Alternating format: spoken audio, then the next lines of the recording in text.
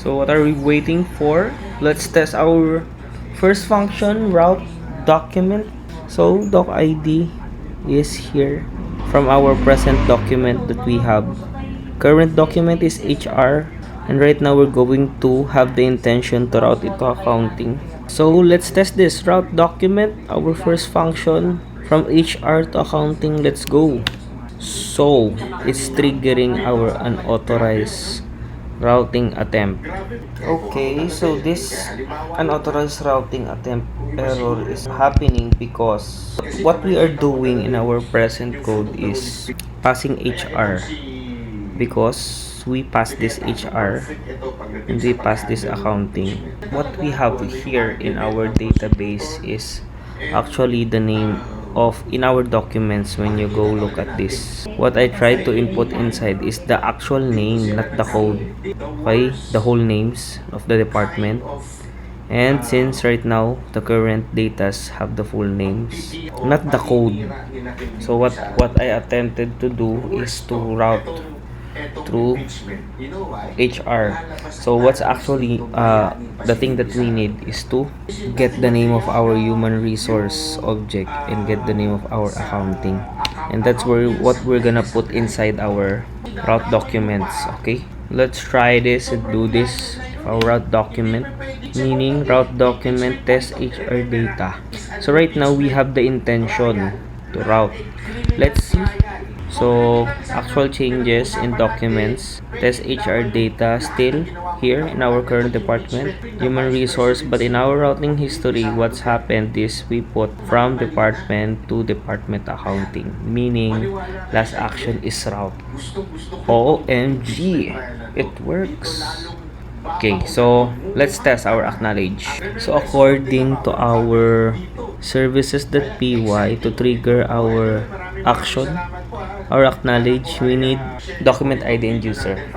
Okay, so we have that. So what we're going to do is acknowledge document doc ID using user. Okay, so we acknowledge the document. What happened is, let's go. So here we are in routing history.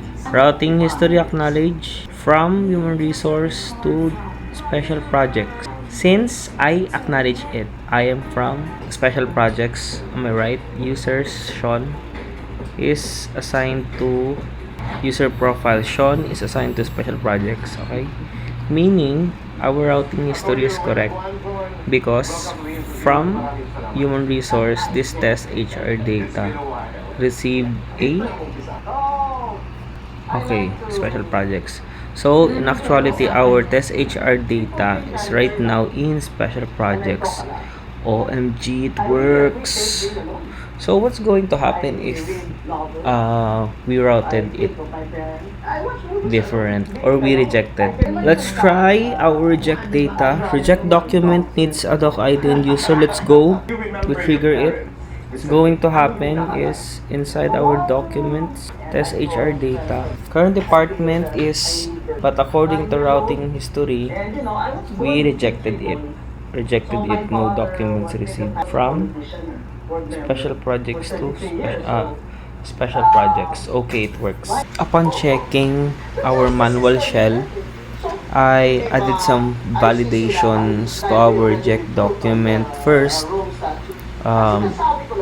there should be an existing routing history or attempt to route a document, because you cannot reject a route if it's not routed.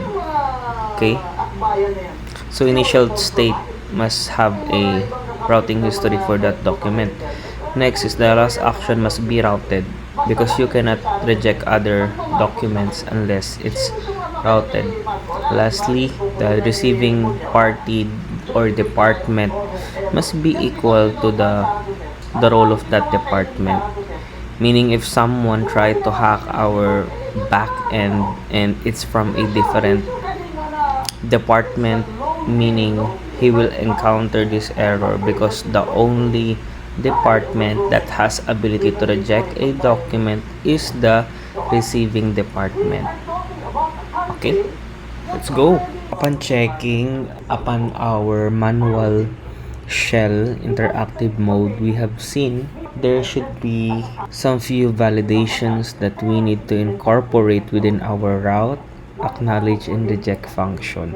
So I've written here safety guards that will be raised as an exception if these are triggered. This safeguards our backend from potential threats. So our first in our route documents, we added ownership, wherein if the doc's current department is not from department, this will trigger an exception. Number two, we cannot route to the same department, meaning from and to department must not be equal.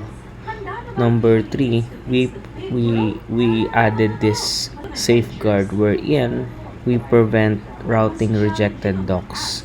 This is important because even though in our UI, routed docs are only the ones that we can, in actuality in itself, we do not need this one last route, we do not need this one. Let's proceed to our acknowledge.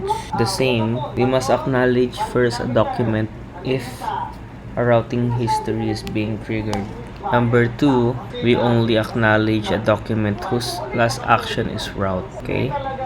Number three, the last route, department to department, if it's not equal to the department of the user, we cannot acknowledge that. Again, if the UI does not encounter this, because usually our UI is clean, but some potential threats and attack must be safeguarded, meaning really the receiving department must be the one that is expected to receive. Lastly, our reject document contains also history. We need to have a routing history before we can reject our document. Number two, the last action must be route. Okay. Number three must be for this department, meaning we cannot reject a document if the user's department is not the same as the receiving department action. Okay. Lastly, we cannot reject already processed docs. This prevents overrides, meaning if someone has already rejected the document, this avoids double entry, double repetition. Okay? We're good to go. Let's go!